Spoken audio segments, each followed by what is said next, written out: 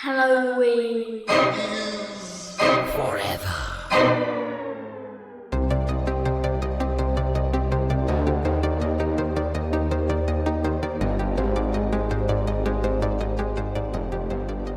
All right, here we are.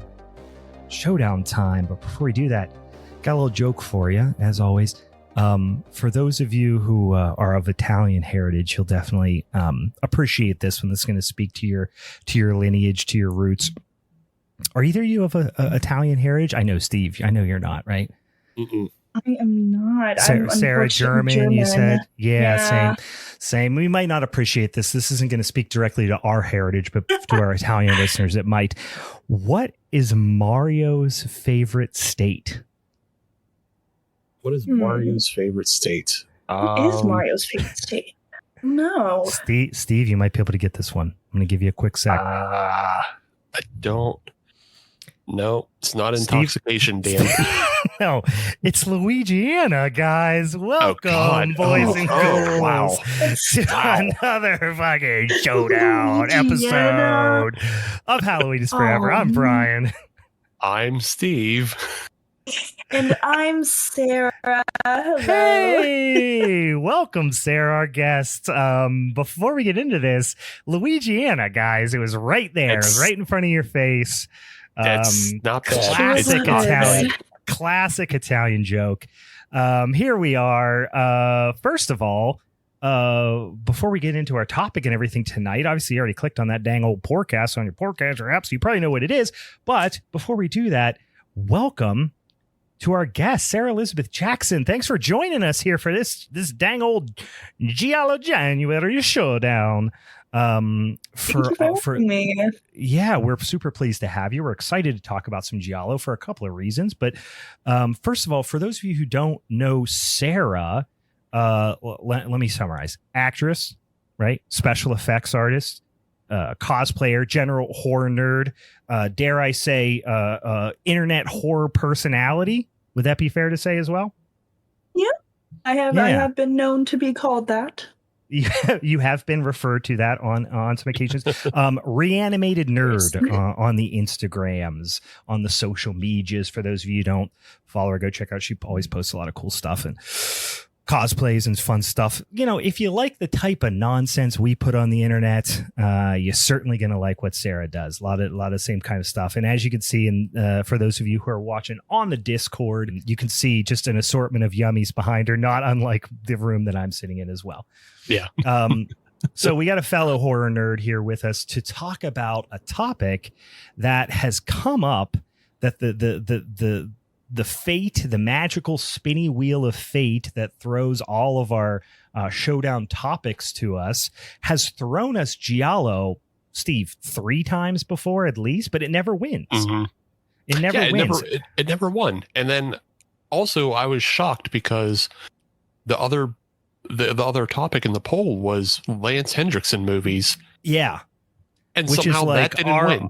That's like our listeners' speed, right? Lance Hendrickson, we are, I definitely expect. So this, not only did Giallo finally win, it took on a monster that is Lance Hendrickson, a fan favorite, and it won. So listen, the stars aligned. I'm pretty sure Mercury's in retrograde, and here we are talking about Giallo in January.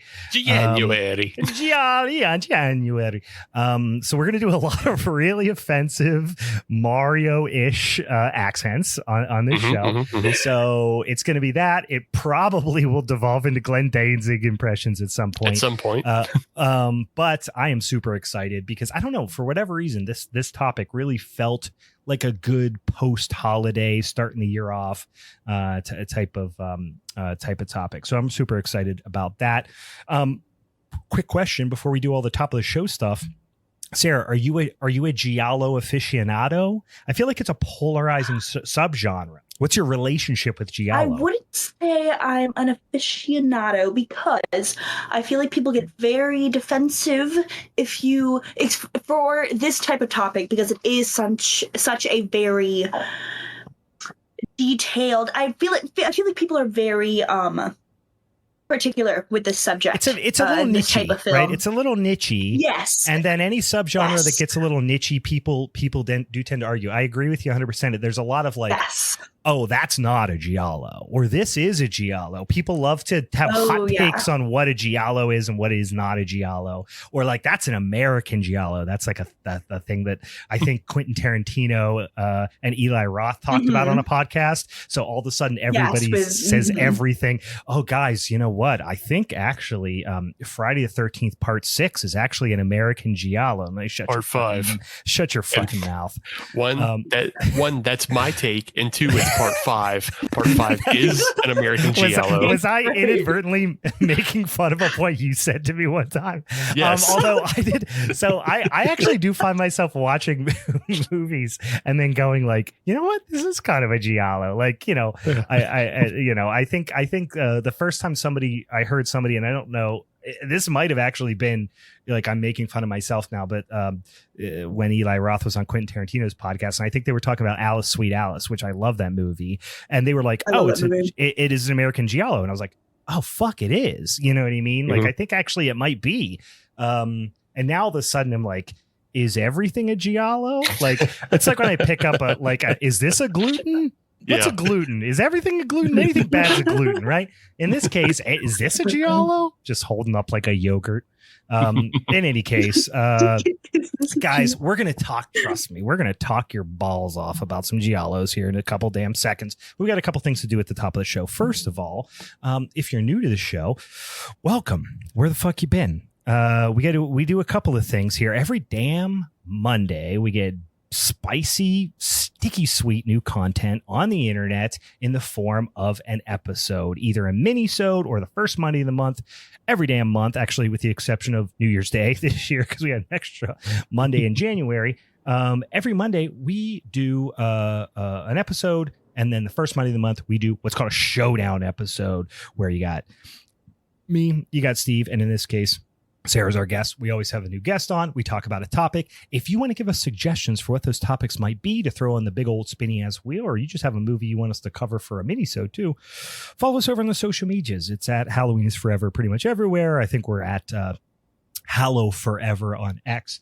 Otherwise, just find us, dang old little pixelated pumpkin guy. Shoot us a DM if you got a suggestion. Or if you want to support the show another way, you can go on your favorite podcatcher app and you can go in and write us a little bit of a review. Give us the maximum amount of stars. We will accept no less stars than that. Go on there, and then you write a little thing underneath that goes, hey, these guys, and then shoot us a DM. I'll send you some fucking stickers in the mail. I swear to Christ, I will. Next, the other thing I want to say at the top of the show is we do have a Patreon. For those of you who maybe haven't been around for a couple seconds, you've been slacking, you've not been paying homage in the way that you should be. Here's how you can make up for that. Go to patreon.com/Halloween is Forever. There's a lot of fun stuff over there. A couple different tiers. The first tier, fuck that tier. Go straight to the second tier, you guys. Give us $5 a month. You get a lot of tasty things. First of all, you could be watching us live. You could see all three of our lovely faces talking about Giallo films and drinking beers and things like that. And follow along and posting stuff in the chat and interacting with us live while we're recording. It's a lot of fun.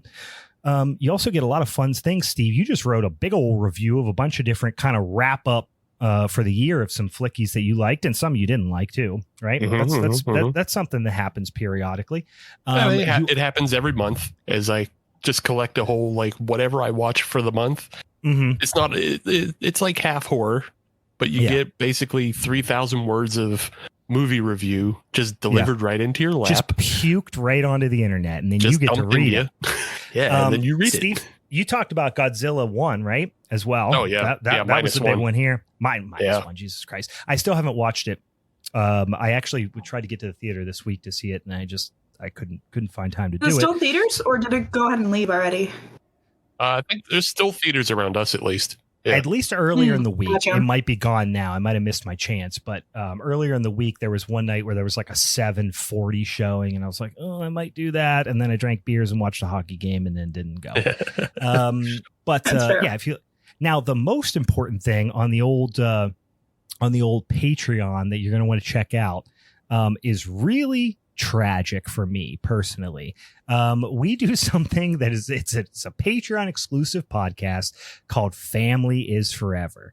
And you might say, what the fuck does that mean? Well, here's what it means. Steve decided it would be a good idea to grift me into watching every single one of the Fast and the Furious movies. Guys, these movies suck ass, and not in a fun way. They're terrible, terrible movies. Steve has tricked me into doing it. It's a whole big psyop. It's fucking up my whole life. It's ruining a lot of relationships and just really throwing a wrench in my life personally and professionally. I hate it a lot. We have now watched Tokyo 6. Drift, like, kind of okay? Nope. None of them are okay. Really? But no, you are right. That was the only one that was tolerable. It is the best. It is the best, but I use the word best in the loosest possible sense. Yeah. It's absolutely horrible, but it's the least offensive, but it still sucks ass. Yeah. But anyway, so Steve, we've done 6, right? We're 6 of them We've through. done 6. We've got 90 or 80 more to do, I think. Mm-hmm. As much as I hate the podcast, and hate Steve for making me do it, it is very fun. It is actually very fun to listen to. And we do piss our pants laughing just talking about how shitty these movies are. So even if you're like, why would a horror fan want to watch, 2 dipshits talk about Fast and the Furious? I don't know. I honestly don't know. But it is fun and you will laugh. So go ahead and check it out. There's been a lot of horror references in the episodes that I've noticed as I edit them, because it is a horrific experience. Yeah, it's a horrific experience, but also we draw a lot of connections. Like, I know one episode we were drawing connections to the Halloween series, and just the way, like, Halloween 5 specifically. Yeah. Oh God. So like, there's connections to the Halloween series that we find. So, if you want to not watch the Fast and the Furious movies through the lens of a horror fan, it's sign up $5, you get one every month, and we'll be doing Furious 7 this month. And they are like 3.5 hour long episodes. It's just Steve and I rambling. It is genuinely very funny and entertaining. And I actually went back and listened to, was it the last one or the one before where I almost vomited from laughing during the episode? It was the last one. It was the last one, 6. Fast 6. I'm not even going to ruin the bit, but Steve almost made me piss myself. It was genuinely the hardest I've ever laughed on a podcast. So, and I went back and listened to it and laughed exactly as hard. So, all right. That's all the self-promotion nonsense out of the way at the top of the show. I would like, however, for Sarah, because I always forget and then I wait until the end of the podcast. We mentioned your Instagram handles.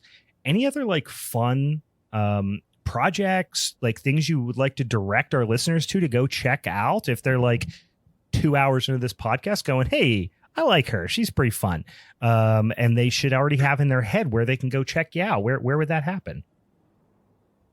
Well, a lot of my stuff is on Instagram. That's where I update a lot of my things. I do a lot of conventions. I mostly around Florida, but I am starting to branch out to do some more South states.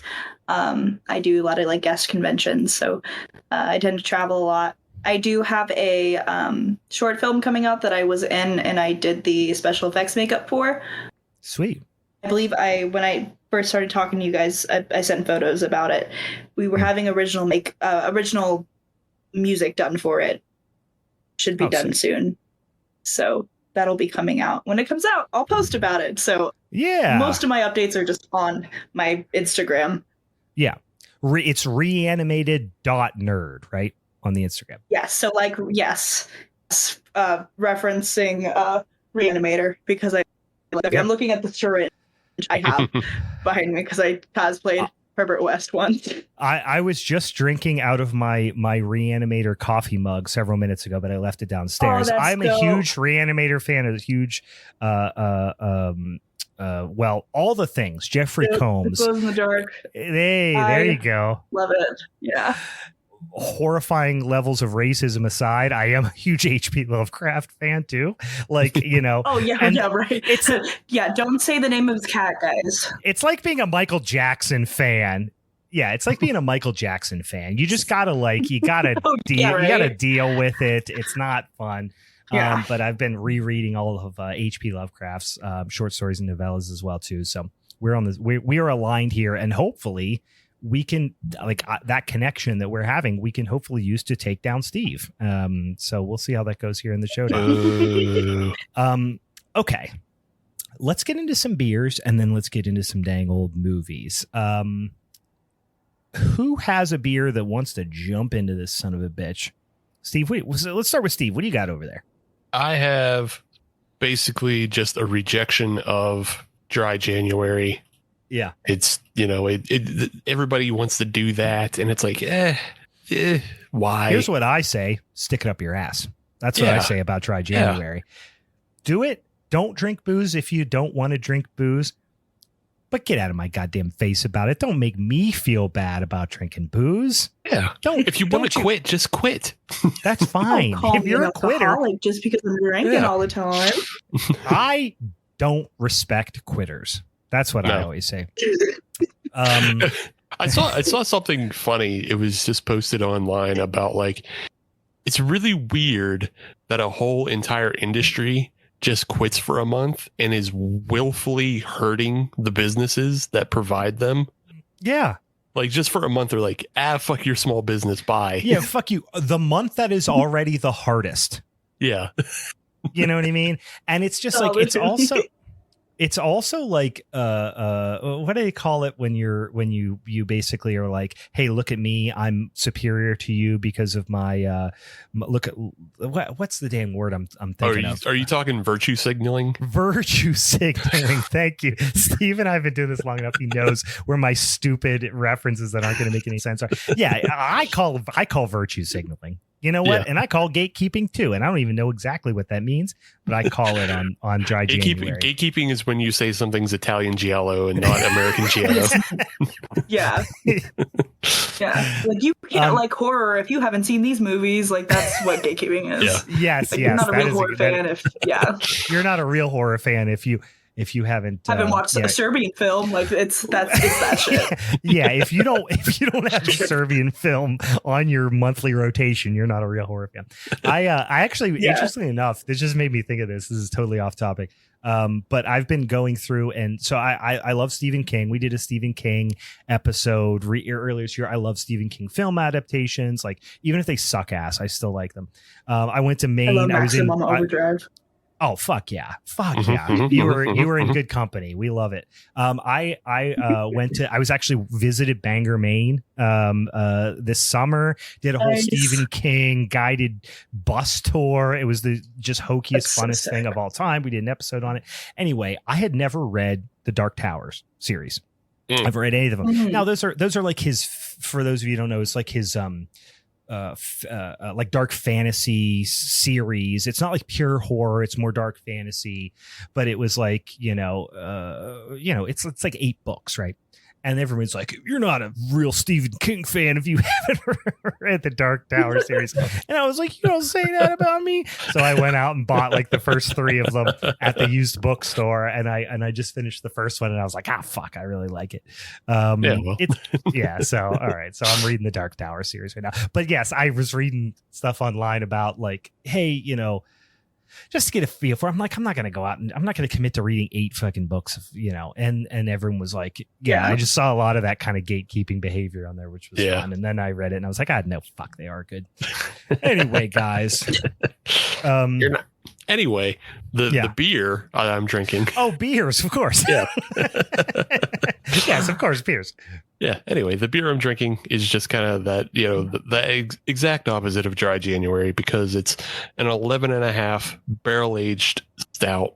Oh yeah. I don't know how old this one is though, because I reached into the back of my fridge and just found that I had been aging a stone woot stout for no fucking reason, I guess. Oh, the deepest, darkest. You reached back so far that a little fucking a little ghoulie handed it to you from the back. I got a little ghoulie hand.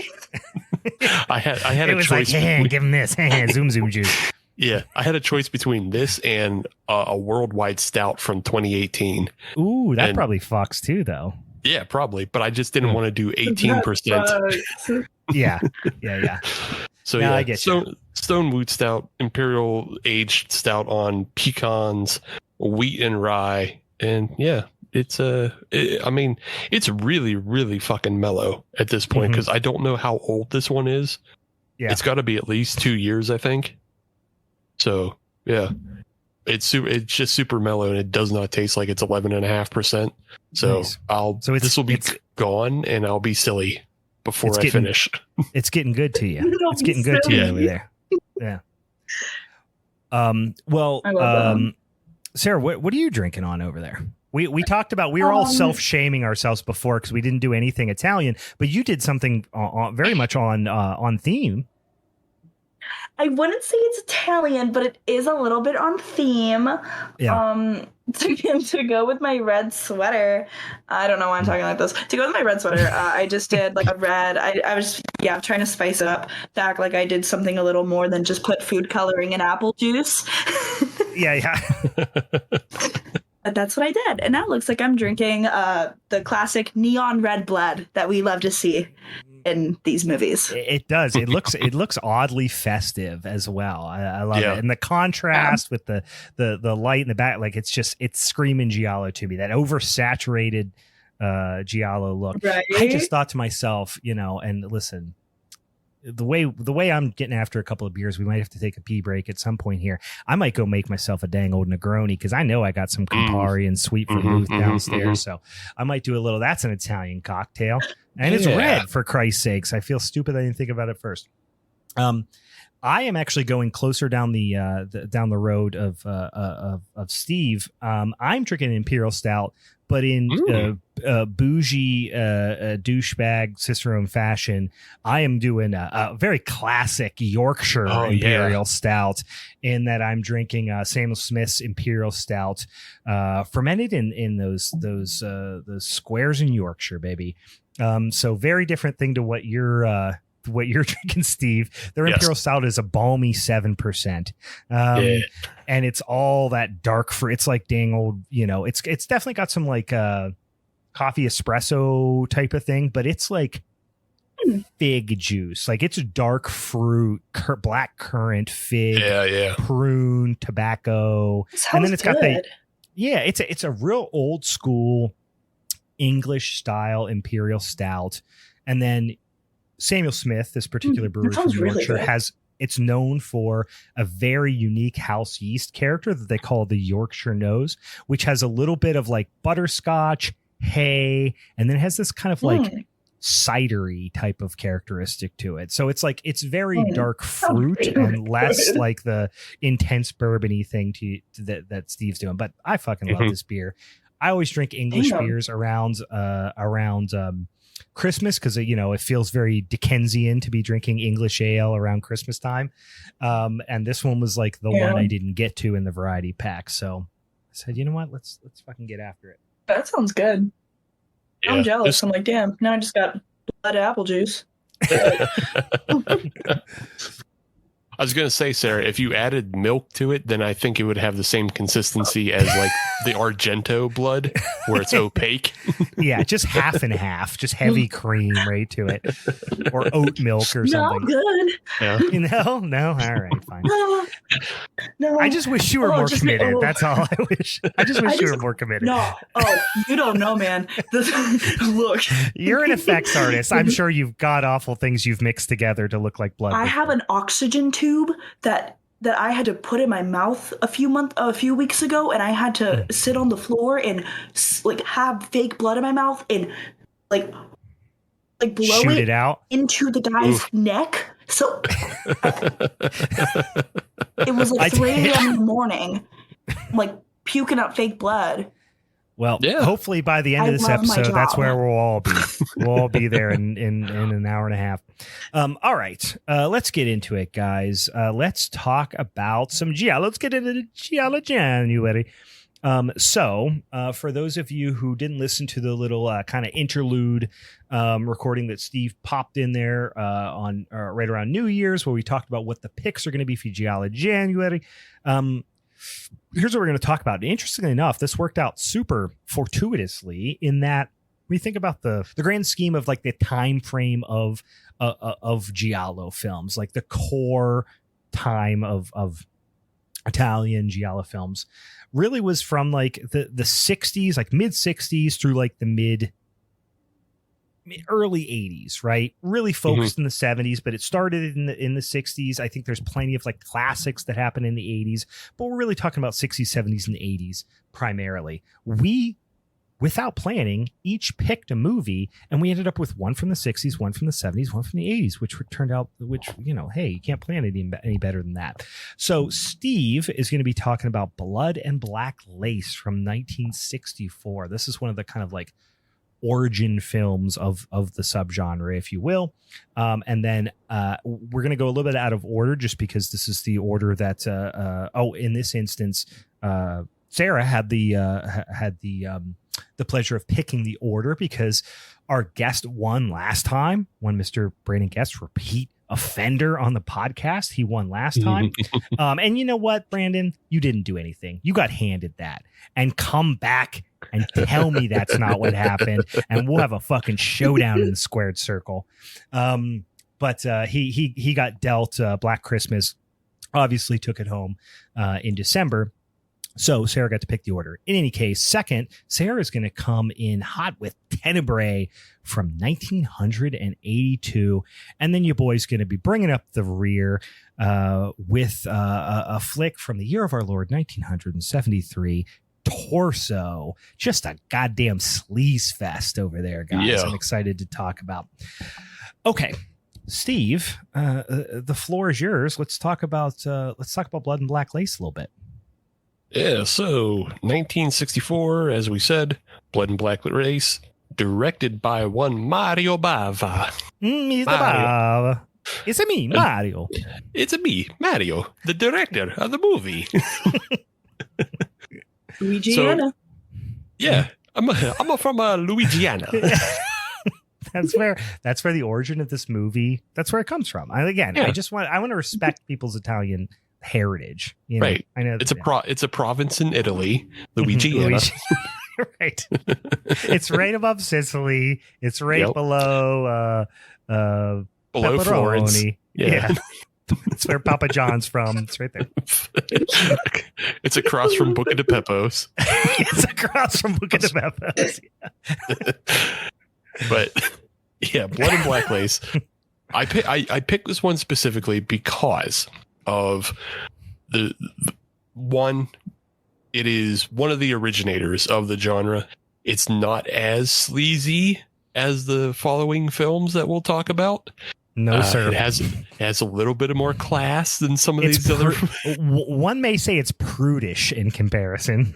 It is prudish in comparison to Torso. That's a damn pervert movie. Every movie is prudish in comparison to Torso. That's exactly why I picked it. I love it. The other reason why I picked it, though, was because it stars one Cameron Mitchell. Mm-hmm. And everybody, I mean, at least between Brian and I know for sure that Brian and I are Mystery Science Theater fans. Mm-hmm. And just if you have, most people have this image of Cameron Mitchell being a sit-down actor. But if you go far enough back, he's actually a real actor, and he does a really well put on performance. Mm-hmm. For being an international cast in this film. Yeah. This film is wild because Bava brought in American actors, German actors, and Italian actors and said, okay, let's make a movie. And I'm not going to record sound on set either. So don't worry about not saying the lines right, because you're all getting overdubbed.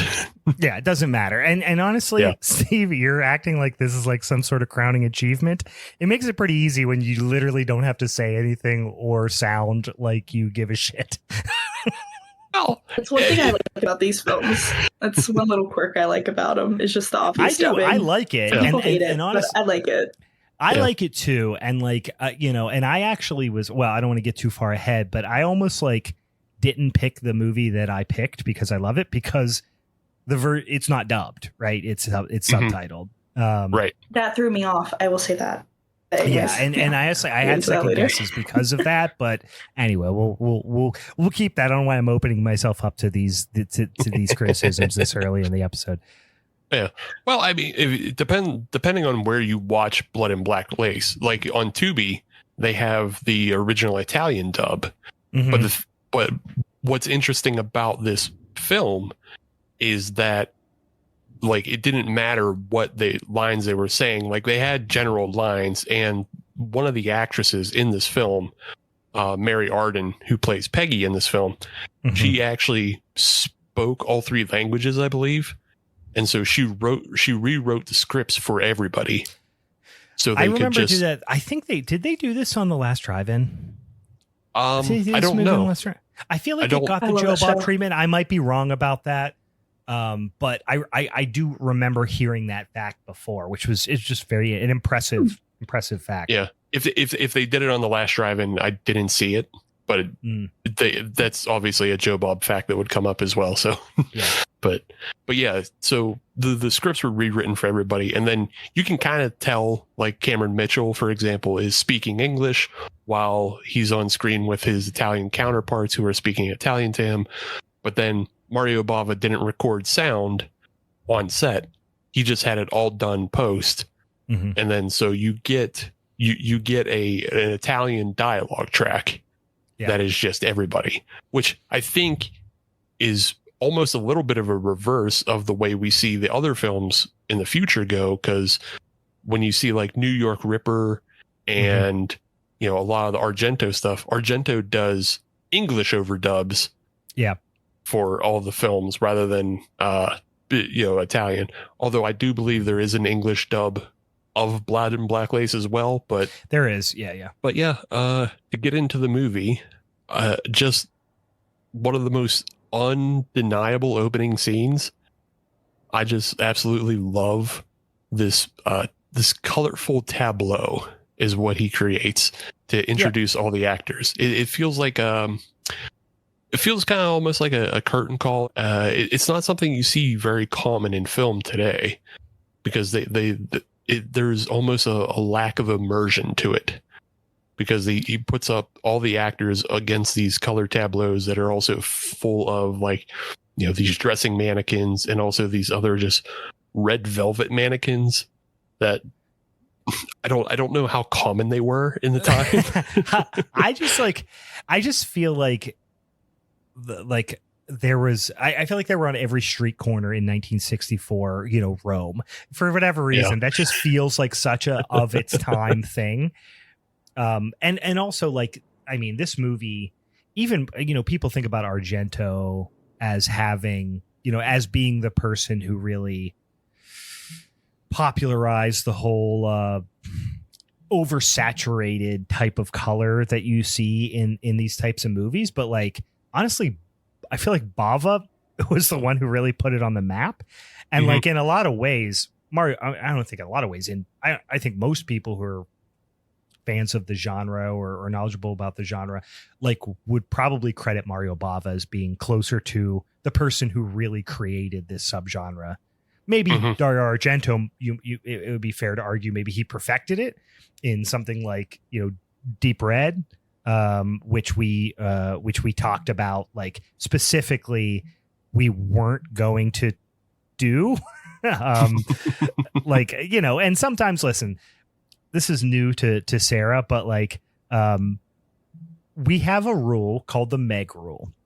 And Meg is our former third co-host. God rest her soul. She's not dead. She's dead to us. I'm just kidding. No, she's not. She still comes on the podcast quite frequently. She's a good friend. But fuck her. Yeah. But just kidding, but not really. No. Anyway, so Meg, we used to always joke that if we were doing shark movies, Meg is going for Jaws. If we're doing demon possession movies, she's going for The Exorcist. And she would always just, like, because she would just take, she's no glove. She's going for your eyes. She's punching you in the nuts and gouging your eyes simultaneously. She's just going for the jugular. And so we joke that we have to implement the Meg rule, which, if there is a dominant movie in the genre, we just all have an agreement that, okay, none of us are going to pick that. So we did kind of do that. For those of you who are wondering at home, why didn't any of these people talk about Deep Red? We kind of specifically said in an agreement, hey, maybe we just skip Deep Red because it is kind of widely considered to be the peak of the genre. But anyway, I thought I'd mention that. But back to my point before I started babbling. Mario Bava, I think, is the one who really created this kind of like the look of Giallo to me. Mm-hmm. Yeah. I mean, all throughout this film, we get a lot of playing with unmotivated lighting and just all these crazy colors.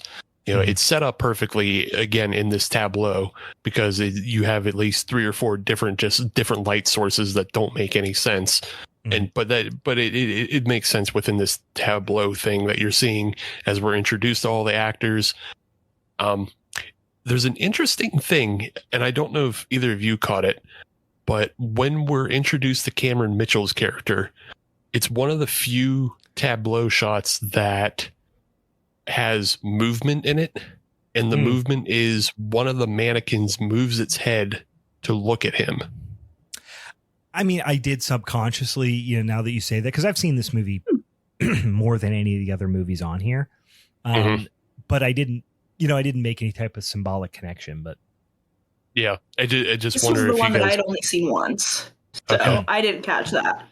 Yeah. The other ones I've seen before, so fair enough. I was just wondering, like, if you guys picked up on that and if you read it the same way I did, as like, oh, that's one of the few ones. I want to go back and rewatch it. Yeah, it's one of the few ones that has movement in it. That's like intentional movement, because like some of the other actors are like, they're like breathing, or sometimes they'll just look at the camera, but this one has like movement from the mannequin that looks at him, and I was like, oh, I wonder if he just put a little clue at the very beginning for no reason, just to do it. Ooh, little Easter egg. Yeah, that's interesting. But after this tableau, we move into we get introduced to basically what the setup is for the film, and it is we're thrust into the culture of 1960s fashion, which is like kind of this whole film feels of a time. And I know, Brian, you remember when we watched The Love Witch, that film feels like it's stealing so much from this film. 100%. I mean, not stealing, but it is derivative in the way it is trying to ape what we see in this film. Heavily into, and that movie is, I mean, very much on its surface, trying to replicate this movie. Not just the oversaturation, but specifically all the reds and specifically the glamour. Like that's one of the things of like early Giallo that once you get to I mean, Tenebrae, I guess, has a little bit, but even once you get to like almost a decade later with Torso is a little bit of an outlier, and there's a little bit of it, but I feel like a lot of the early stylization that you get in Giallo was very this might not be the best word, but glamorous is the way I'm kind of looking at it. It was like sophisticated. It was very like it was high society-ish, kind of feel to it. Yeah. It was put together, and it was, you weren't getting grimy ass characters. Yeah. It was, I liked it. Yeah. I don't know. I don't know, grimy character wise, but like I'm talking about like it's just you didn't very often see settings that were anything like no set piece was a normal person's home. It was always like lavish mansions and things like that. Oh yeah. Yeah, like, these people have their old money. Like they have good. Like they are very Every house has like a 15-foot ceiling, is what. Yeah. Right, and then like a bunch of windows and crazy like ornamental woodwork and stuff. Yeah. So and we get that in this film obviously because we're thrust into the haute couture of the Christian fashion house, and we basically experience a murder blackmail plot set within high fashion society. One of the things that we get early on from Bava, that after he's done showing off with all his colors, then he starts showing off with like shot composition, and we get very busy, very busy frames. We get very movement oriented frames. And so you see it in like this first scene. It's Nicole coming to meet Marco, right? I can't. This is one thing. I mean, for those of you who listen to the show, know I'm terrible with names. These movies have so many fucking characters, and I can't keep track of whose name is who. Like, I really can't. I can't. When there's 5 characters, I can't keep track of people. But when there's 20 characters, I really can't keep track of people. And like some of the set pieces get used over and over again. Like the service station in this movie, I'm 90% sure is the same service station that's used in Torso. Yeah. Yeah, like oh my god, yeah, like they're definitely shooting it in similar places too. So these movies, like, oh yeah, as much as I love Giallo, they blend together for me, and the characters are all the same people. Oh yeah, right. Yeah, it is hard to keep track of, and like they all have their own kind of motivations, which is like it's kind of the beauty of the film because they all have their own motivations as to why they could be the murderer and why they're doing the things they're doing. So it's Nicole and Franco is at the start of this film, and Nicole is running out of the fashion house to meet Franco in like this rainy, and they got the wind machine going and they got the rain machine going. Yeah, they love it.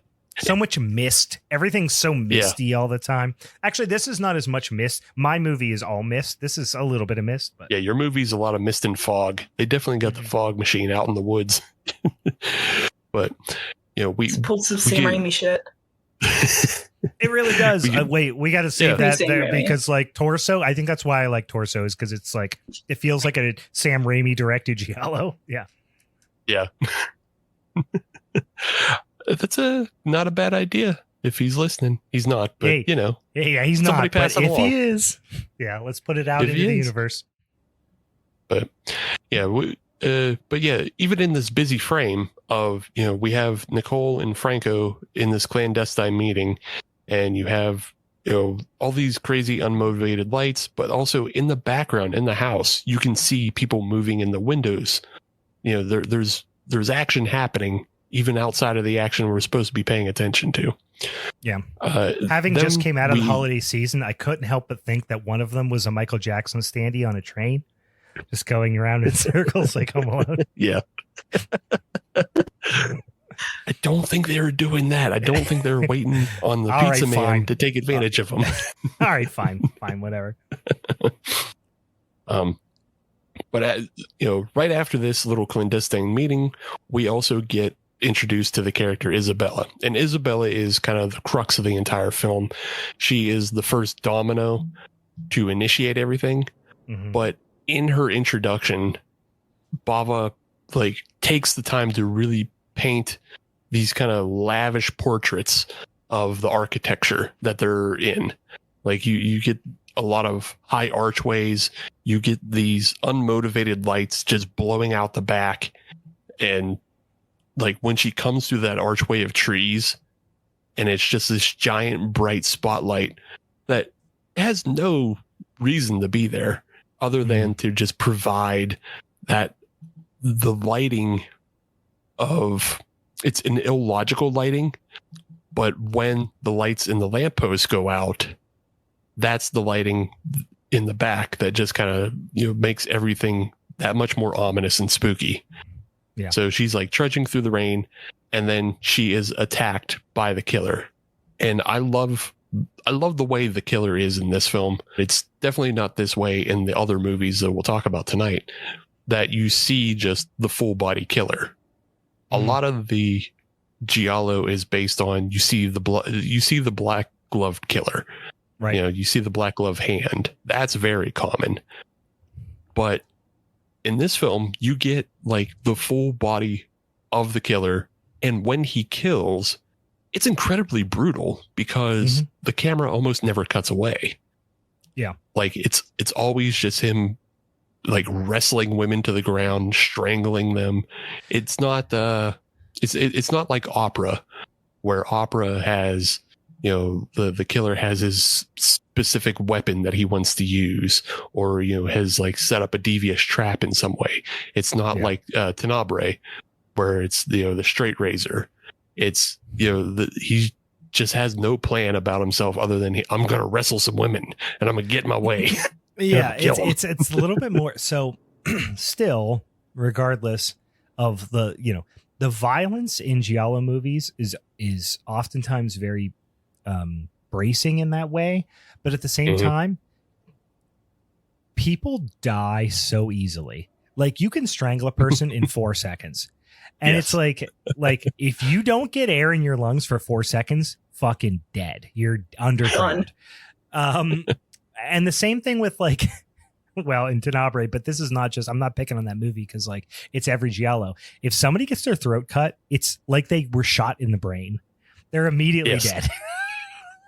Well, it's funny because in Torso, I'm not going to mention because we're not to your movie yet, but I'm literally thinking of one very specific scene where, I mean, as soon as something gets wrapped around her, she's done. Oh yeah, she's dead. Literally, if something touches your neck, you're dead.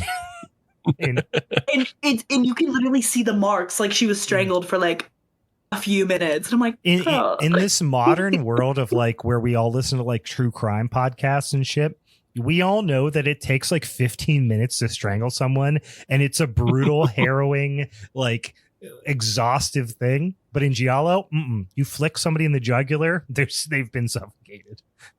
I think what you're both forgetting and missing is that in this time, everybody smokes. So everybody has weak ass baby lungs. They're not, they can have their breath taken away. They can just go down easy as hell. They're brittle. They didn't have good diets. They weren't taking 1-a-days. So like, even though, they're hot and they're in shape, they cannot sustain any damage. They're living off like nicotine and weed and champagne. It was literally, yes, it's nicotine and wine. That was 90% of their caloric intake. Nobody has any muscle tone. Nobody has any fat on their body. Nobody has any muscle tone. They're just skin and bones. And if you flick them in the throat, they die. So that makes sense. That makes sense. Honestly, yeah. Yeah. With the exception of the Inspector Silvestri in this movie, because that dude is basically like Italian Reacher. Like he's Italian. It's funny to call him that because he's like so scrawny in comparison, but yes, I understand what you mean. Yeah. I mean, he's scrawny in comparison to real Reacher, but like still in comparison to everybody else, he's towering over it. Yeah. But also, let's be clear, we're not talking about Tom Cruise 5'2" Reacher. We're talking about the new TV series Reacher with the big giant jacked lumberjack guy who I don't know, but is very, very, very attractive man. Oh yeah. Big guy. I'm not saying I have a severe crush on him, but I have a severe crush on him. He's a very good looking man. Everybody's in love with Alan Richardson. His Aryanness makes me slightly uncomfortable, but he's very attractive. It bothers me, but yeah. But yeah. I kind of like it. But yeah, Isabella, she's dispatched, and then she is later discovered in one of the closets of the fashion house. And this is what kicks everything off, because now you have an investigation. And in this investigation, they also find her diary, and her diary, boy, she was really shitty about just keeping notes on everybody. Like she kept that dirt bitch on it all. Yeah. Her diary wasn't like, I wake up and go journaling. Yeah. It wasn't like, burn book. Oh, yeah, exactly what I was going to say. It's a burn book. It's a full-on burn book. Burn book. Yeah. It wasn't, I'm going to wake up and I'm going to journal my intentions for the day. It's, oh, that bitch Peggy, she had an abortion. And Marco, he has a pill addiction. And Franco, he gets me my Coke. And Massimo, he is, this, that, and the other. It's like, wow. Yeah. Oh, yeah. It was full-on Mean Girls burn book. Yeah, absolutely. And so this becomes the crux of like why everybody is dying. That's pretty apparent. You just don't know why. You don't know who is trying to keep their name out of the book. Yeah, they all have motivation. Right. Which is another Giallo hallmark is, the whole subgenre could be just called like, red herring, because there's just all it is setting up how many people So many people have motivation. Everyone has motivation, but who actually did it? It's just suspicious Italians. Just sus Italians. That is the subgenre. Sus Italians. Fuck Giallo. I don't want to hear about the yellow and the paperbacks and the pulp novels. Just call it sus Italians. That's what it is. Yeah, sus Italians. Yeah. With intent to murder. It happens. I mean, I think you guys' films are sus Italians, but also creepy perverts / creepy perverts.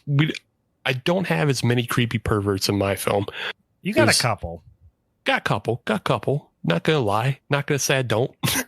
Not gonna say I'm not guilty of having some perverts in my film. I'm gonna say I'm better than you guys, but yeah.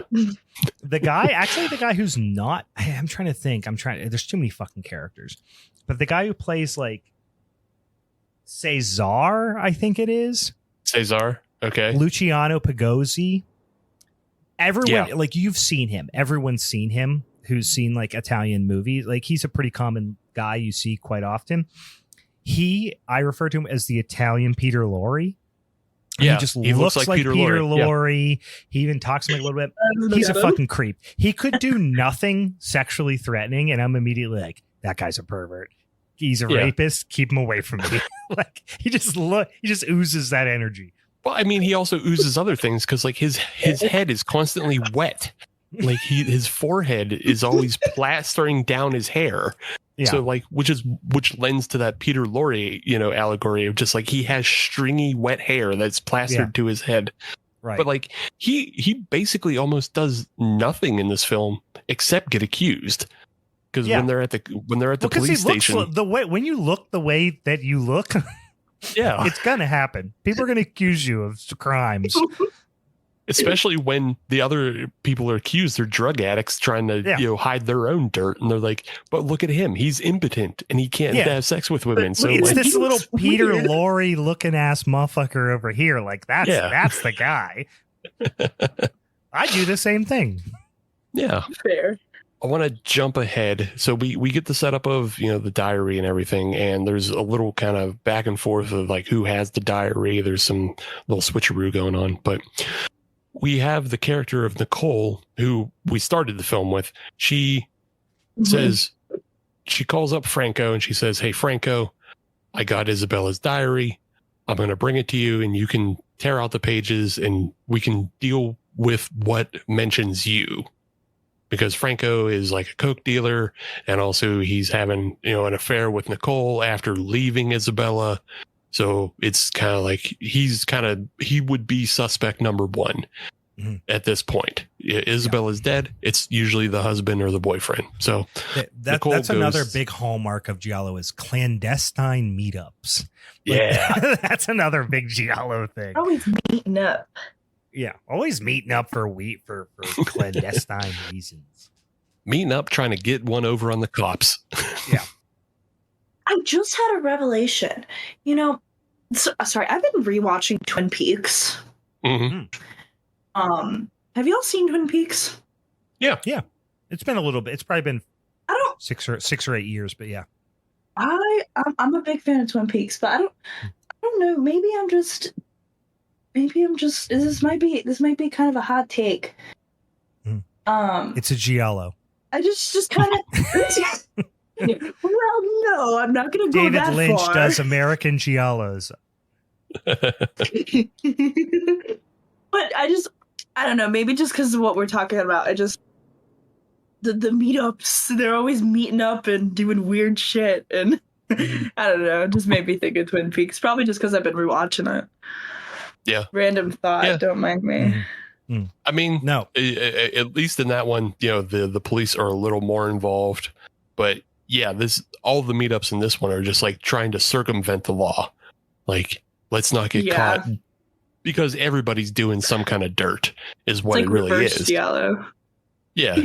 Like Twin Peaks, everybody's just weird. And so they just want to be weird together. Just fucking weird. Yeah. This one, everybody's some sort of criminal and they just don't want to get caught being a criminal. They're trying not to be weird, but they're then being weird. Like one of the random, characters named like Luciana or some bullshit, whatever. And she just is carrying a log, like with no explanation. She's just got a log. Yeah, love the log lady. Perhaps that's one of the characters in the background of that you don't notice, like one of the busy models just walking back and forth throughout this film. Yeah. But I just wanted to fast forward to the scene of Nicole. She goes to visit Franco, and Franco is an antiquities dealer, and just this whole scene is like beautifully shot, and you get this crazy neon light that is set up on her arrival. It's like a flashing dance club sign, but somehow it occupies the entire antiquities house. And, there's no way this light could fill that much space. But then also you have like these purple lights all throughout the antiquities shop as well that have no source at all. Yeah. So it's just painting this wonderful, dark, colorful maze, because she's just running through the shelves of like, vases and suits of armor and shit like that.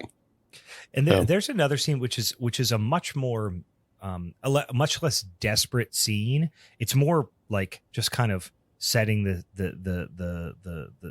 setting the scene type of thing. But it's like, I think it's not long after. It's early on in the movie. I don't remember exactly where it is, but it's a bunch of models and they're getting ready, and they're doing this kind of like, it's not a panning shot. It's on like a track or something like that where they're going it's actually past... it's actually before this scene that I'm talking about. But yeah, I know it's early, but yeah, it's the one where they're going through like, and everyone has their own little like, oh God, what's the word I'm looking for? Their own little like dressing rooms. Stalls, for lack of a better term. I'm trying to think of like when you go to like a fancy hotel and they have like the little things you can rent by the pool. They're like these little mini, tents by the pool. The word I want to say is pagoda. Cabana? Not accurate. Cabana. Thank you. I want to say pagoda. That's not it. So they have their own little like changing cabanas, and it's like going past them and you're like kind of getting this this like look into it. I don't know. It's just such a fun dynamic shot. There's so much color. There's so much activity. Mm-hmm. That's just one of the very first scenes I think of when I think of this movie. It's such a pedestrian scene. Nothing much is happening, but it just, that's like one of the first ones I think of. Yeah. That's the one thing Bava does really well, is that in those pedestrian scenes that are like in the kind of fashion house, or just even especially during daytime, they may feel like a little flat, almost TV like, but he makes sure to move the camera to keep things interesting. Whereas like, a lot of the times, when these murders are happening, it's all the bright garish light that that we associate with the Giallo subgenre. But, even when murder isn't happening, he makes sure like the camera's moving. He has a lot of motion going on. And so it keeps the film just like an interesting thing to look at, as well as, specifically back to that scene Brian's talking about, is we have Nicole. She's kind of going back and forth between these cabanas and like trying to find her way out. But even in the background is busy and the foreground is busy. So like everything is busy. So yeah, it's just the way I like to look at films. Things are busy or colorful, one or the other or both, and the camera's moving. It's all going on, and I love it that way. Yeah. Just keep things going. Yeah. Give me something to look at. I'll stay entertained. Yeah. But I also just wanted to go back to the scene in the antiquities house of Nicole trying to make her escape from the killer. Again, we get a really good use of this flashing light that he set up. Like the light flashes on and you see the killer, and then as it dissipates, the killer disappears. So, and it's like, slasher film trope of like the killer's there and then he's not. So I like that. They keep doing these fast zoom. There's a lot of like zooming in and out, which is obviously like kind of taking the temperature of the intensity of the chase. Like she'll get away for a minute and it starts from a different angle and it's out. And then as the killer gets closer, then it zooms in a little bit closer. You know what I mean? It just really amplifies the suspense of like, she's not going to be able to get away from this guy. Right. Or as like she was running a direction and then a big trunk fell in her way. And then as she runs the other direction, the killer appears, and then you zoom in on the killer. It's like, oh, there he is. Oh, but then also like there's a mirror shot as she's running away where you see her reflection running towards the camera, essentially. But then she runs and hits the mirror, and then the camera moves to show her. And these kind of shots, I guess you probably say pre-80s, pre-90s. I just love them so much because it required you to physically figure out how to not show the fucking camera in the mirror. That's a good point. Like, yeah. Take that for granted now. Yeah. Like, cause I mean, you take it for granted now because like there's so many, ways you can just do it with computers. That's right. Like, whatever. But, so there's a shot like that in this scene, and then later on in the film you actually get one that looks even more complicated of the model Tao Li.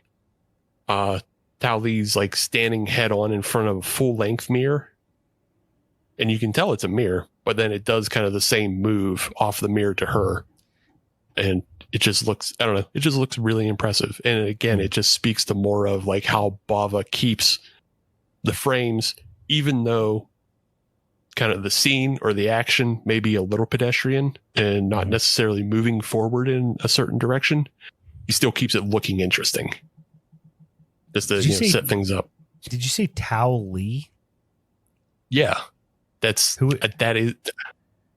Like, it's the character's name. You want to get high? No, not Tao Li. No, not Tao Li. As I know. High? Anybody need a towel? Sorry. I don't keep track of these people's names. So when I hear them for the first time, I get intrigued. I understand. Again, the names were really hard for me to keep track of as well. I kept track of the ones from my movie. You guys' other movies? I know the names from my movie.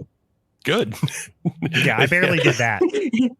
So Nicole gets it. She gets killed, but the killer finds out she didn't actually have the diary because somebody else stole it. It turns out Peggy stole it. So Peggy burned it, and the killer goes after her. I like when he's carrying Peggy up the stairs, and then again, the camera moves to the other side of the stairs to see the cops coming up. Just because that's a cool, like, little tense thing of like how close they were. Yeah, they were so close, but not so much.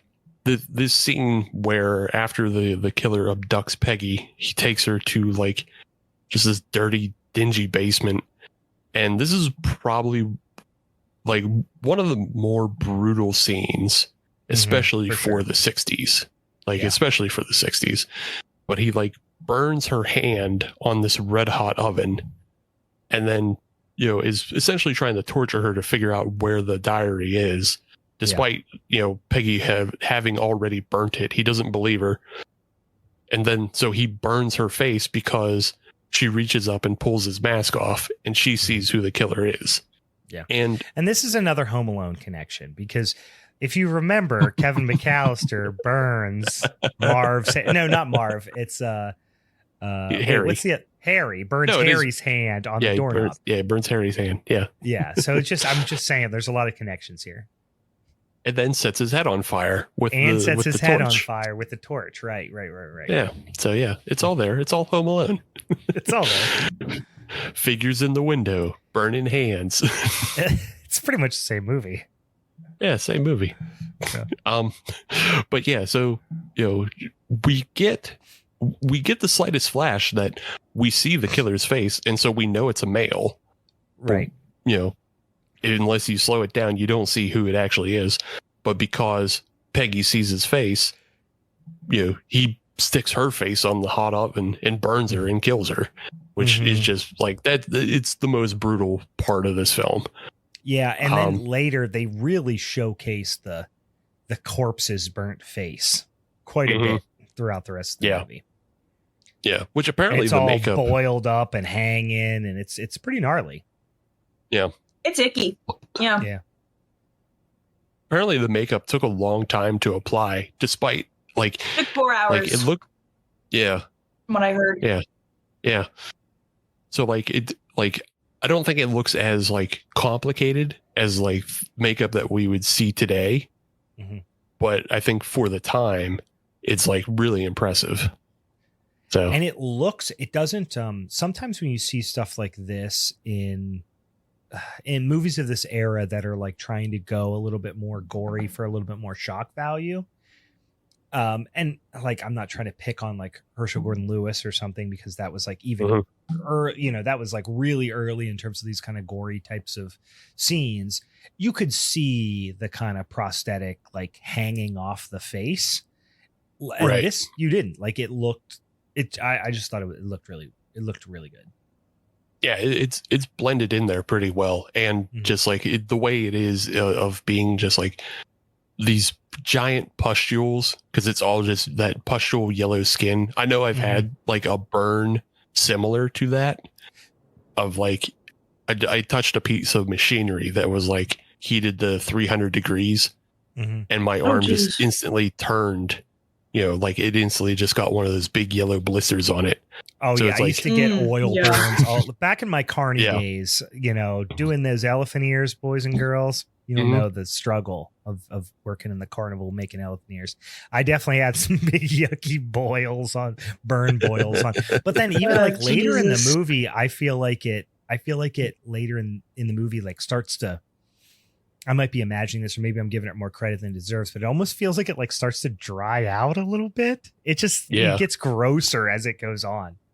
Yeah, it looks almost like it looks almost like pork rinds. It like when she falls out of the trunk, it looks like pork rinds. Or when she's like getting carried up the stairs or whatever at that one point. Like yeah. It must have been like a mix of like, I mean, I don't know if I don't have liquid latex. It must have been like a mix of liquid latex and something and some other shit. But it looks latexy, but it like latex, if after a long time, like if after a few hours, it will turn like a bit of a yellowish. If it's just like white liquid latex, it'll kind of yellow after a little bit. So that it'll kind of get dry, and so that might give the illusion of said pork rinds. Boy, I wish I had some. So, if I had them here, I'd eat yummy, right? Shit. Sorry, you don't have those snacks for you. I don't need crunchy snacks on the mic. Yeah, I have liquid latex. I don't have pork rinds. Oh, I already have been, but you see, I've been moving very far away. I didn't eat any dinner tonight, so I have been eating Cheez-Its, but I've been like 2 feet from the mic, just to Well, I haven't eaten either. I appreciate that. Yeah. We're through a lot of the major deaths, and we come to the point where like the police are really heavily involved. We see the gas station that Brian assumes is also his gas station, and it's because the gas station attendant had seen the car leaving the antiquities dealer. So the police get the idea that if they knew about this car has an alarm in it.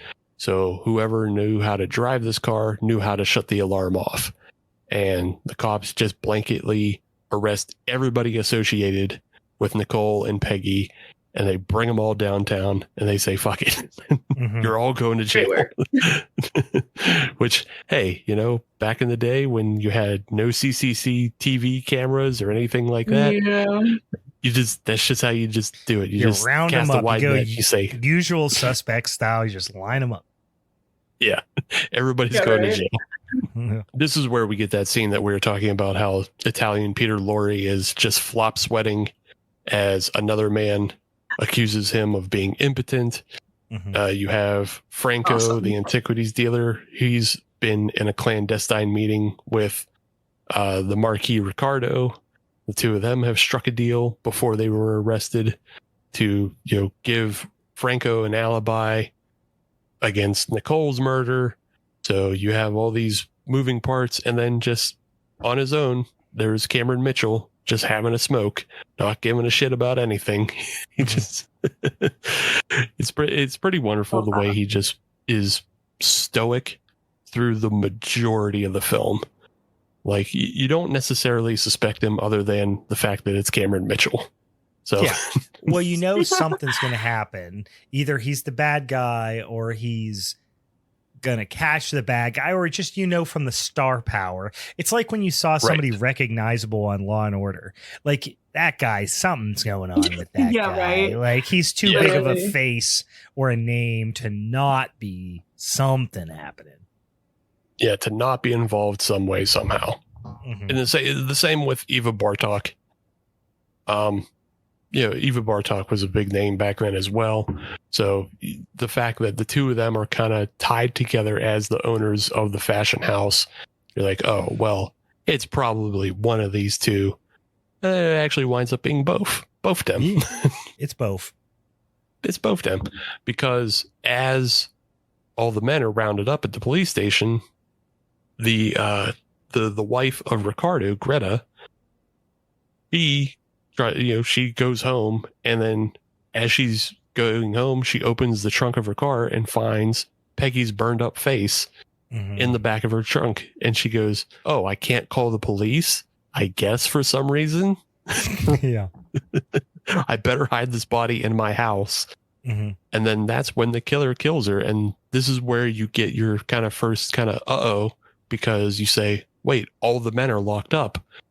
So who's killing these women now? Why are these women getting killed all the time? And then they're just getting stacked up like fucking cordwood out here. Like, they're just like literally getting stacked up, which is an odd, unnerving phenomena in this movie. Which I think that's kind of we talked about how in Black Christmas, like, Bob Clark did a lot of things that were like, he almost predicted the way the genre tropes would be and did some subversive things. And I think Bava kind of does that in this film, where he predicts that a lot of Giallo films are going to be centered on these psychosexual maniacs. Yeah. Because that's what your two's films are. Your two films are psychosexual maniacs.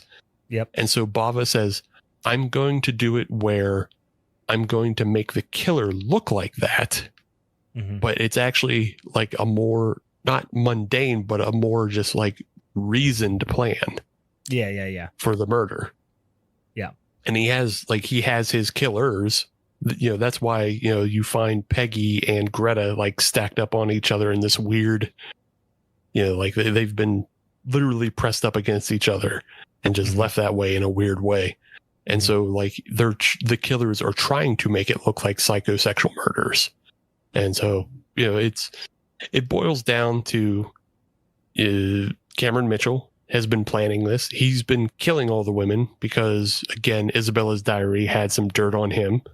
Sure. And the dirt was that him and the Contessa, they previously, which we didn't see, had previously killed her husband. And that was in Isabella's diary. And so they needed to get rid of that evidence, and they needed to get rid of Isabella. That's a juicy diary bit. Like, it's not like, oh, so-and-so's been cheating on so-and-so. Literally, they murdered someone. It's like some real shit. Yeah. Yeah. That's more of a, like, either go to the police or just keep it to yourself. Don't write it in the diary. That's a little too serious for diaries. Right. Also why it reminded me of Twin Peaks, because it was giving Laura Palmer's diary. Yeah. That's true. It's like, I think that's why it. That makes sense. Yeah. Yeah. This is it's weird. It's like that really is not cheesy. Something, unless you are into some deep, dark,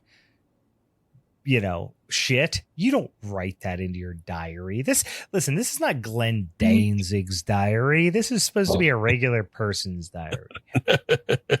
Glenn Danzig writes about the murders that he witnessed in his diary. But regular people, not regular fashion people. I feel like Glenn Danzig's diary would just, he's never witnessed the murder, but it just always starts with, wouldn't it be cool if some lady had her face burned? Yeah, but then her boobs were out too, because I'm Glenn Danzig. But the kids were out. But what if she had like a crazy rack? That's what all of Glenn Danzig. That's the beginning is, wouldn't it be cool if? And then at the end, but what if she had like really big boobs? That's how he ends. What if wouldn't it be cool if? And then just tits. Yeah. I think that's just every like paragraph Glenn Danzig's ever uttered as well. Right. And I took my shirt off. Then I took my shirt off and I got stuck in my leather pants, and it was bullshit. It was bullshit. And the lost books of the Bible, and Wouldn't it be cool if there were werewolves that were cowboys, but also they had huge racks? And all you can eat gabagoo. Oh man, I wanted to get some more to tell earlier this week. Oh, fuck yeah. Yeah. Down on that.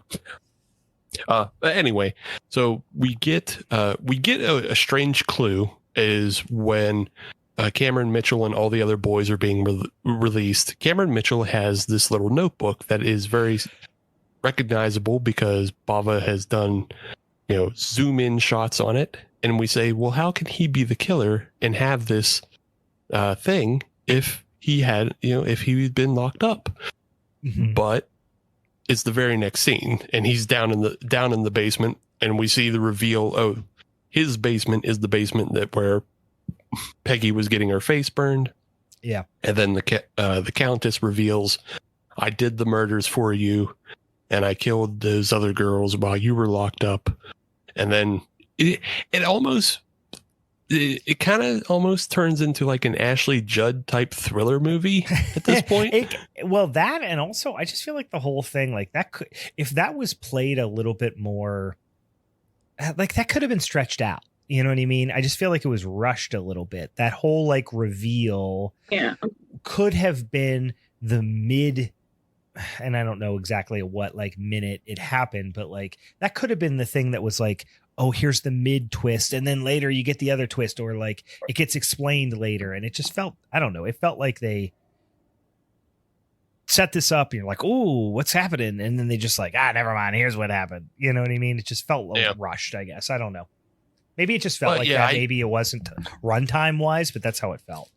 Yeah. Well, I understand how and why it feels rushed. And I mean, it is part of the runtime because like the reveal that, it's the Countess and Massimo happens at like an hour 9 and the movie's an hour 28. So yeah, it's a pretty tight movie. So yeah. You got to wrap this shit up. But also at this point, like, even though we've seen the police inspector, these guys are nowhere near, like the police are nowhere near figuring this out. So we need somebody to reveal the answer to us, and everybody else is like getting killed. So we kind of just need the killers to just tell us, what's going on. Yeah. It doesn't, no one has done the detective legwork to figure it out. Right. So, yeah. I mean, I think you see that in some other Giallo films. Like sometimes the detective actually figures it out. Sometimes it is the detective, aka opera. Yeah. So yeah, it's like, yeah, rarely are you, that's a good point. I didn't even think about that. Rarely are you seeing it from, that's almost a Giallo trope in and of itself that I didn't really think about, is like the authority. It's almost Charlie Brown world where where the parents almost don't exist. In Giallo films, like the authorities almost don't exist a lot of times. Right. Or if they do, they're either like kind of bumbling, or they're just ineffectual, or they're just in the periphery in general. Yeah. Yeah, like they're super ineffectual. I would say like through all 3 of the movies tonight, they're completely ineffectual. Like the cops have a presence in my film, but like they're mostly ineffectual. The only thing they do is they throw in the monkey wrench of arresting all the guys at once. they create a monkey wrench that creates a plot twist. Okay. Tenebrae, they're pretty ineffectual. Like, they are bumblefucks. And then in Torso, they're non-existent. In Torso, it's a doctor. The doctor is a cop, essentially. Yeah, right. It's Dr. Cop. Dr. Cop. Dr. Cop. Yeah, Dr. and then Cop mine's Esquire. the FBI, or like whatever. Yeah. They're completely non-existent. Oh, wait. No, there is one scene with the cops in Torso because they interview the guy who takes dumps on the side of the road. They do. I forgot about that. That guy rules. Yeah. Shout out to him. He's a real one. Yeah. Shout out. He does it. He does what he needs to do. Yeah. He's like, I don't want to get too crass, but we like to litter out here. He's like, what do you mean litter? I was going to take out a crap. I take it as shit. Yeah. Take it as shit. But yeah, the film leads to one last kill, which is Tao Li. And here's the thing. They decide to drown her in the bath, and she didn't forget to bring a towel. So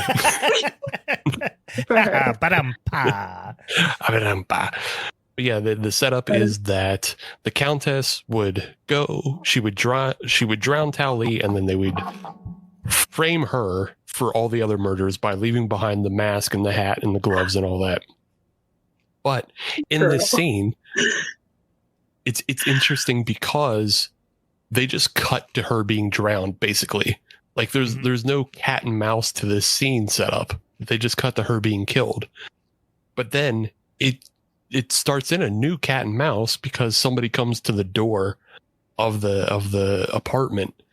And I think that's kind of cool because the cat and mouse starts with the Countess, and the Countess has to escape. She climbs out on the ledge, grabs a pipe, and falls. And she falls basically like, Hans Gruber off the ledge. Such a terrible job. You did such a terrible job. Yeah. But I like that they show that it's Cameron Mitchell outside, and he's just banging on the door, and he has the craziest fucking look on his face. Like, this is the first time we see anything but like a cool, reserved, Cameron Mitchell. Everything else has kind of been kind of stoic and menacing and, just kind of well thought through. When he's slamming on this door to to initiate the Countess's running away, he's just like crazed, and it's a great unhinged face. Yeah, it's great. It's the contrast, like you said. Like, if that was just like a scene out of context, you'd be like, oh, okay, he's mad or whatever. But like the contrast of him just being, Mr. Stoic the whole movie, and all of a sudden he's just bad shit. Yeah. But yeah, he hears the Countess fall, so he goes back to his place, and he's just gonna open up a little chest full of jewels, and he's gonna just book it. He says, I'm done, I'm out, I'm over. This was kind of my plan all along anyway. I was gonna kill her eventually. So the business is failing, I don't give a shit, I'm out. And you get like the quickest Chekhov's gun resolve I think I can think of at this point, because he pulls a gun out of the desk, and maybe 2 minutes later it's being used on him by the Countess, who apparently had survived her fall. Yeah. Yeah. No, it happens pretty quick, and interestingly enough, like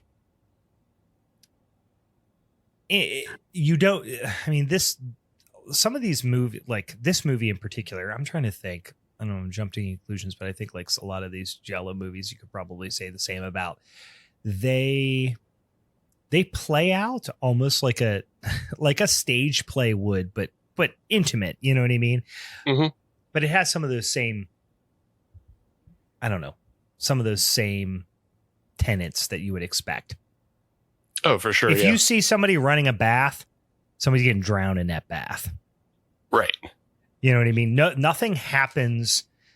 No intentionally like shot and focused on thing happens that isn't going to come back around, even at least as a red herring. Oh yeah. Like, everything is used for purpose. So like, yeah, you're never focusing on something for no reason, but also at the same time, they always make sure to focus on things like the Notebook.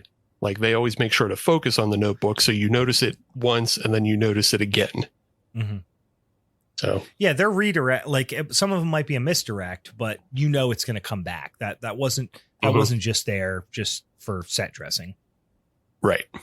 So yeah, but it wraps up with both of the killers just lying dead on top of each other, and there's it's a satisfying ending to the audience, I guess, because now everybody's dead, but it's like the police were ineffectual; they didn't do anything, mm-hmm. But yeah, still a wonderful film. Yeah, it's a fun one, and it's a like. Oddly enough, a little bit of a comfort horror movie for me. It has become so in maybe the last 5 years where like I've probably watched this movie maybe once a year for the last 5 or 6 years. Weirdly enough, like I just throw it on because even if I'm not paying like a ton of attention to it, I probably don't know the plot as well as I do for some movies I've only seen once or twice, because there is just so much going on. There's so many fucking characters. There's so many little subplots and who's doing this and clandestine meetings and all this type of thing that like I don't even know that I know this movie as well as I know other movies I've seen less of. But it's just it's a great visually arresting, like I don't want to say background movie because that sounds derogatory, but I found myself put it on and half watch it quite a few times. Yeah. Yeah. It's one of those films. Like I feel like I have a pretty decent handle on almost everybody's motivations and everything in the film. I forget characters' names because, like, I mean, some of them are like Franco and Marco, and it's like, oh yeah, but it's always Franco and Marco and Angelina and right? Like the Sarah, and it's always the same. There is like, I swear, there is a Sarah in every one of these movies as well. Like, there's always like Sarah and a Jane. Yes, a Jane. There's a lot of Janes. You're right. Yeah, Carlo. But yeah, even if because like. That's the one thing is like, because this movie's so short, they don't take the time to spell out everybody's job and everybody's like how everybody relates to everybody. Like you're very much thrust in the scenes and like they don't even use the characters' names. So you don't like, you're like, this is the first time I'm seeing this person, I think, and nobody's calling each other by their name.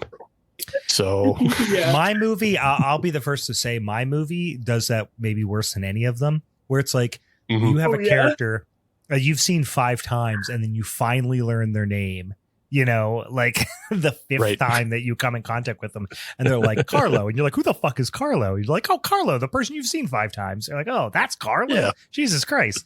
I've just been calling him a fucking milk delivery guy or whatever, Yeah, that's his name. No, I made that up. I just used that example because of milk. I just remember milk delivery guy because No, I just made that up. But yeah, there is that type of thing where it's like, oh, that's Dr. Dickweed. You know what I mean? Like you literally see the doctor in my movie like 4 times before you like know he's a doctor. I think. Yeah. It's silly. Funny. Yeah, I'll tell you what my names for the bread and milk guy is when we get to your movie, but good old bread and milk guy. Yeah, I'm horrible with the names. Yeah. But yeah, that's Blood and Black Lace. Just like Brian was saying, and like I've already said, it's just a beautifully shot film. Like even if you aren't completely keyed in on all the the little background motivations and everything, it's still just wonderful to look at, and you can tell this is an inspiration for both just kind of the Giallo genre, but like just filmmaking in general, like the way everything moves forward. Like there's no way, I don't think like Joe Begos, for example, wouldn't say that he wasn't inspired by films like this from the 60s and 70s with the way like his films are painted in neon. The oversaturation, yeah, it's crazy. And it's like the red is really what, it's so deliberate. Like I remember watching a scene in this movie where it's like, yeah, you get the red mannequins, like that's a reoccurring thing, the like weird felt mannequins or whatever. But then like fucking everything's red, not just even close. It's like the telephone on the desk is super saturated red, right? You know, and the backlight is like this intense, like Teenage Mutant Ninja Turtles, like glowing, you know, purple, you know what I mean, or something like that. It's just, there's no way that it wasn't a huge influence on so many filmmakers that like are having a moment right now. Like Joe Begga is obviously a great example. Yeah. Yeah. And Panos Cosmatos as well. Like sure. Yeah. Yeah. Even though like he tends to also put like a lot of softness on his films and stuff, it's just like the way things are bathed in color rather than, you know, relying on just like a shitty color grade of like orange and teal or some shit like that. So yeah, but that's my movie. That's Blood and Black Lace. I will say my overall take on this movie is like a lot of movies in this subgenre, not like a lot of the ones that, like a lot of Italian horror genre, I wouldn't even say just Giallo. It is a little bit style over substance. And I don't fault it for that. You kind of know what you're getting into with that. And for this movie in 64 to be an example over this kind of like this movie really being focused on like excess and style over substance, I feel like this is an early example that sets the groundwork for what the genre becomes later.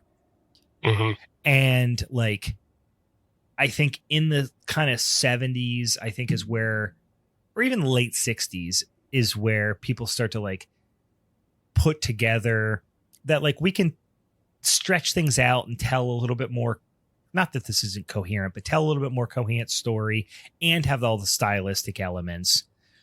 And I don't know, one movie that we won't talk about because I didn't pick it, and I almost regret not picking it, but I love Torso, don't get me wrong. Like I don't regret picking this movie, but I think one that is a really great example of like self-actualized Giallo, in that it's got the style, but it also is a really great story and it's got great performances. And I almost picked it and then I didn't, frankly, just because I didn't feel like watching it again and I felt like watching Torso. Like that's honestly why I did it. And that's stupid, but that's why I did it. Is Bird with the Crystal Plumage.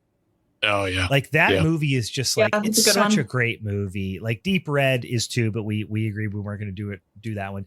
But Bird with the Crystal Plumage is like great story, great twist, stylized, but a lot of substance to it as well. And like, if there was one criticism of this movie for me, like I said, I love to see it. I've probably seen it more than any other Giallo film, meaning Blood and Black Lace. But it just, I kind of find myself, there's a little too much plot to get in the way, that gets in the way of the story. You know what I mean? Yeah, I get what you're saying. I think, because I wonder how much like American cinema played as a reaction to this, because if we think about the genre films of the 50s, of how just flat and boring they are a lot of the time, of just like, we're going to do science exposition in a lab for, you know, however long, and we're just going to make like a procedural movie. And like, okay, so the movies make a lot of sense script wise, but they're also boring because they've explained everything away. Now you get these films in Italy that are like way over stylized, and they're like, we're not going to explain anything. You want it all explained? Read the script. Fuck you. Yeah. That's where you get the character names. Yeah. So I wonder if how much of that is like, how much these films are like kind of a reaction to like the more boring procedural films of the 50s and 40s. But yeah. No. Yeah, I get what you're saying, but also I think that's just like, again, it's a hallmark of all of these films where just there's a bunch of shit that happens in these movies and they're not necessarily explained. And you kind of got to figure it out and watch multiple times to do that. Yeah. The other thing that is honestly probably my favorite part of this movie is Cameron Mitchell. And because he is like a disturbing villain. And he reminds me of, and this probably plays to this performance's advantage, is that I love Night of the Hunter, and Robert Mitchum in Night of the Hunter. It might be the best horror, and that's not even a horror movie purely. It's more of a suspense movie, but like one of the greatest movie villains, scariest movie villains of all time, in my opinion, is Robert Mitchum's character in Night of the Hunter. And that was like, I can't help but think when they, I don't know what year Night of the Hunter is top. It was in the 50s, right? It was before this. I can't help but think that they were going for a little bit of a Robert Mitchum thing when they cast Cameron Mitchell, because he is that like stoic, but like when you just see like all of a sudden the something's a little bit weird about him, and all of a sudden the veil lifts just a little bit and you're like, oh Jesus Christ, this guy's like a monster. And the scene you mentioned where he's banging on the door and like it's the first time he shows any expression and it's like unhinged, I love that scene, and I love him going from Mr. Stoic, nothing can bother me, to like fucking Jack Torrance on everyone, It just reminds me of Night of the Hunter, and that's probably why I love it so much. So I'm probably like giving it quite a bit of maybe even more than it deserves because I'm equating it with that, but right. But before we move on, I had one note and I forgot to bring it up, but I swear to God, if whoever watches this film, go to the scene where Nicole is just about to get killed with the claw in the antiquities house. And there is a piece of music that sounds exactly like a Ghostbusters cue. I don't know why, but you can just compare it. And I'll maybe try to put this up on social media, but there's a cue that sounds exactly like a Ghostbusters cue. And the composer for Blood and Black Lace did not work on Ghostbusters. Just so not 20 some years later. Is it now? I'm imagining, which I'm sure this isn't the cue you're talking about, but it's just like as she's getting killed, it's like yes, it is like the first 3 bars of the Ray Parker Jr. song, and Ray Parker Jr. plagiarized. Did Ray Parker Jr. write the score for Blood and Black Lace 1964? Yeah. Have you ever heard this? Giallo film? Ghostbusters is a Giallo. Have you ever heard the story of Ray Parker Jr. delivering the theme song, who you gonna call Ghostbusters, and like he got paid up front for it, and then like he waited until the 11th hour because he was partying to actually write it, and literally like the producers and everybody on the movie were like banging on his hotel room door like, we need it now. And he was like he locked himself in the closet and wrote it and recorded it like in the closet of a hotel room. It's a really funny story. Hearing that. Yeah. 80s were wild. 80s were wild, son. Yeah. I mean, that's also how Hulk Hogan and Vince McMahon wrote the script to No Holds Barred. So, hey, just lock himself in a hotel room. That's where all the best shit happens. You lock yourself in a hotel room. Anyway, sure, we'll go with that. Yeah, that's how the Bible was written, you guys. Anyway, so it was Paul. It was all those guys because they all lived around the same time, Anyway, okay, that was Blood and Black Lace from 1964. Continued in part 2.